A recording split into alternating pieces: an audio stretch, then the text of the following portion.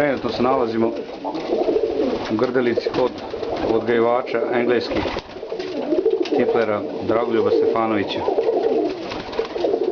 Ovo su njegovi budući šampioni, ujedno takmičari spremljeni za 2013. godinu. Dragoljub je član Tiplerskog saveza JUC-a, najstarijeg saveza u Srbiji. Ujedno i predsjednik kluba u Grdelici.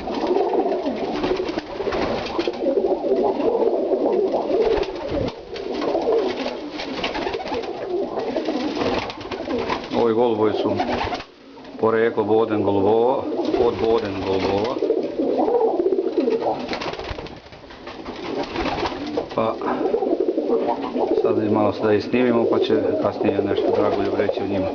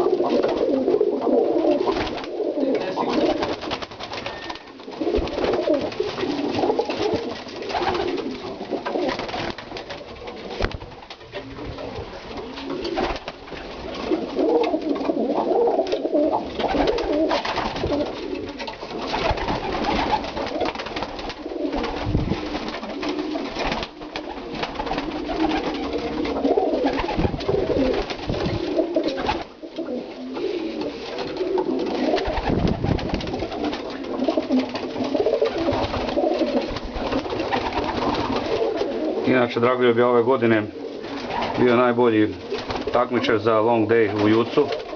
Imao je najbolje vreme sa 16 sati i 36 minuta.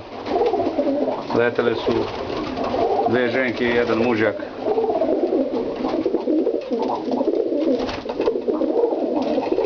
Tako da je on ponosan na to i relativno je odgajivač koji je donedavno počeo da gaji engleski tiplere.